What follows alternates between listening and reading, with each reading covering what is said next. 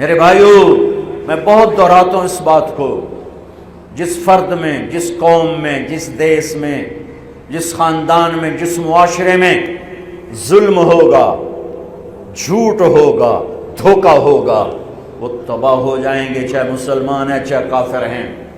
جس دیس میں، جس قوم میں، جس ملک میں، جس معاشرے میں، جس فرد میں سچائی ہوگی، انصاف ہوگا، دیانتداری ہوگی، اللہ ان کی حفاظت کرے گا، عزت دے گا، چاہے مسلمان ہیں چاہے کافر ہیں۔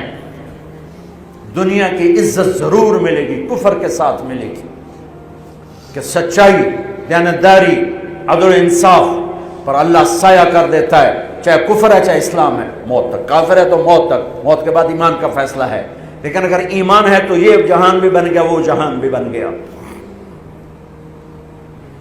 یہی فیصلہ بات کی بات ہے۔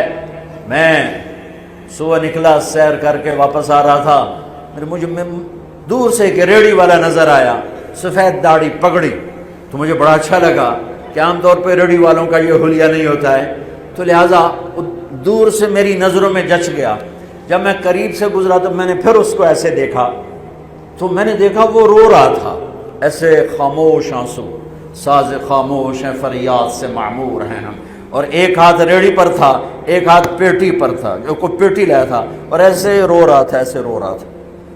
تو میں رک گیا، میں نے کہا بزرگو خیریت تو ہے، آپ کیوں رو رہے ہیں؟ تو اس نے مجھے کوئی جواب نہیں دیا، اس نے پیٹی ایسے الٹا دی میرے آگے، تو وہ پیٹی سیب کی تھی، اس کے اوپر سیب ٹھیک تھے، نیچے سارے گلے ہوئے سیب تھے، تو سارے سیب ایسے بکھر گئے۔ یہ پیٹی میں سیب بھرنے والا نہ تو وکیل ہے، نہ تو ڈاکٹر ہے، نہ تو بھوانے بازار کا تاجر ہے، نہ وہ سیشن کورٹ کا جج ہے، نہ وہ کوئی ڈی سی او ہے، نہ وہ کوئی تحصیلدار ہے، وہ مزدور ہے، غریب آدمی ہے۔ غریب کا ظلم بتا رہا ہوں۔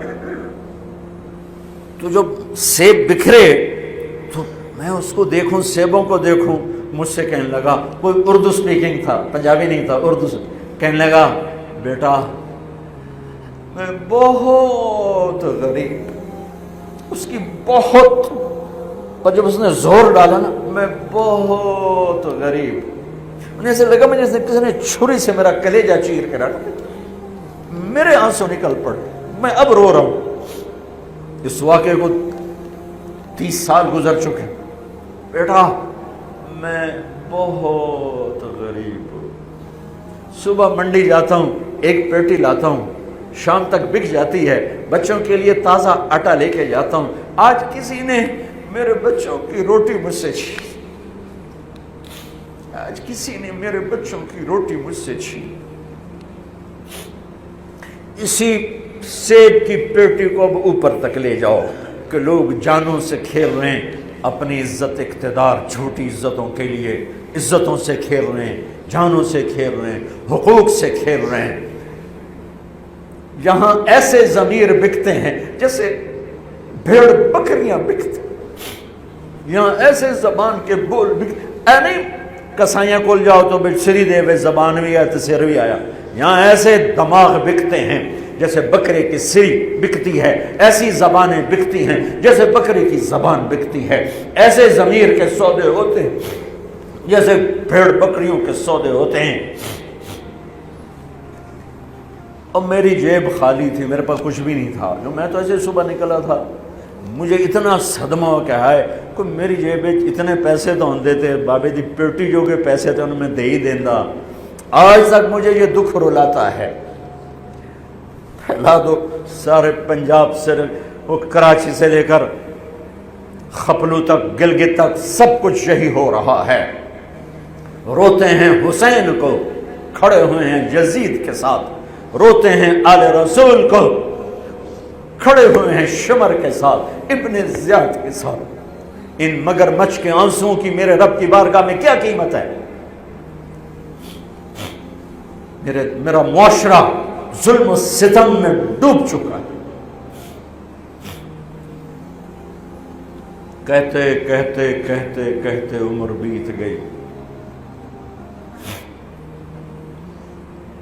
بھائیو جتنے بیٹھے ہو اتنے تو توبہ کریں ہم کہ آؤ بھائی آج ہم اپنے اللہ کو راضی کرنا اپنی زندگی کی منزل بنائیں، اپنی زندگی کا مقصد بنائیں۔ ظلم سے نکلو، جھوٹ سے نکلو، بہتان سے نکلو، رشوت سے نکلو، حرام سے نکلو، شراب سے نکلو، زنا سے نکلو، بدکاری سے نکلو، فحاشی سے نکلو، جوئے سے نکلو، جھوٹے مقدموں سے نکلو، جھوٹی گواہیوں سے نکلو۔ قتیبہ بن بکار کی مجلس میں مصر کا بادشاہ واز سنتا تھا، 18 برس آتا رہا، 18 برس، اور ہر سال 1000 دینار 1000 دینار ان کو گفٹ کرتا تھا، 1000 دینار، کوئی 10 کروڑ روپیہ بنتا ہے 1000 دینار۔ 18 سال کے بعد ایک فتوے پہ دستخط مانگے کہ یہاں سائن کر دیں، فتویٰ غلط تھا۔ انہوں نے کہا مولوی نے 18,000 دینار دیتے کیوں نہیں کرے گا؟